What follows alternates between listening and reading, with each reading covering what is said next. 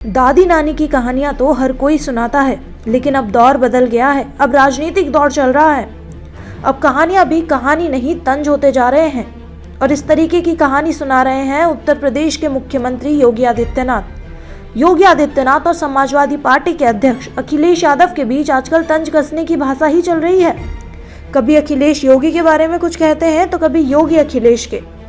वहीं एक बार फिर से योगी ने अखिलेश पर निशाना साधा है और ये निशाना इस बार एक कहानी के रूप में बाहर आया है।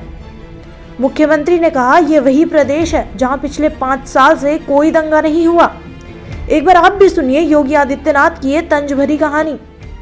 ये वही प्रदेश है जिसमें 5 वर्ष में कोई दंगा नहीं हुआ। ये वही प्रदेश है जिसमें कोई अपहरण की वारदात नहीं घटित हुई। और ये वही प्रदेश है जिसमें हमने भयमुक्त वातावरण देकर के न केवल उद्यमियों को बल्कि प्रदेश के प्रत्येक नागरिक को भी एक बेहतर वातावरण देने का कार्य किया है। तो साथ साथ प्रदेश की माताओं और बेटियों को भी सुरक्षा का एक बेहतर वातावरण देकर के बहुत सारे परिवार पश्चिमी उत्तर प्रदेश में ऐसे थे, एनसीआर रीजन में ऐसे थे जिन्हें अपनी बेटियों को असुरक्षा के माहौल में दूर अपने रिश्तेदार के यहाँ या हॉस्टल में उन बेटियों को भेजना पड़ा था। लेकिन आज मैं कह सकता हूँ कि प्रदेश की बेटियाँ प्रदेश में ही रह करके वे यहाँ पर उन बेटियों को पढ़ा सकती हैं। मुझे याद है जब शुरू में हमारी सरकार बनी थी 2017 में, तो किराना के प्लान का एक व्यापारी मेरे पास आया था और उस समय उसने अपनी पीड़ा मुझे बताई थी।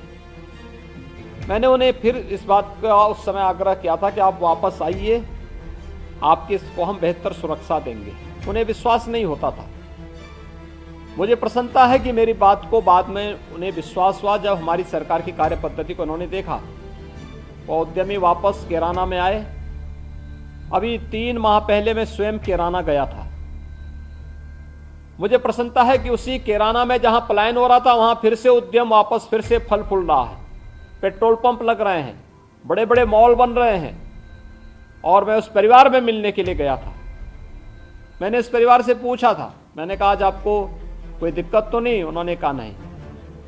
उस परिवार में 6ठी क्लास की एक बेटी ने मुझे बताया, उन्होंने कहा साहब हमें स्कूल जाने में कोई भय नहीं लगता है। लेकिन मैं एक दिन सुन रही थी कि वो फलाना अपराधी एक अभी जमानत पे आया है और चौराहे पे घूम रहा था।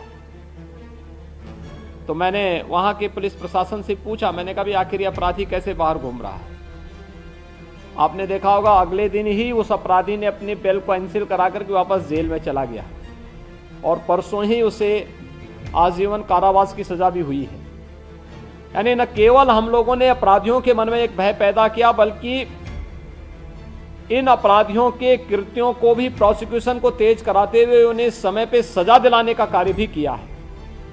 और इसका परिणाम है कि बेहतर कानून व्यवस्था और सुरक्षा की स्थिति न केवल प्रदेश में सुरक्षा का एक बेहतर वातावरण बनाई है,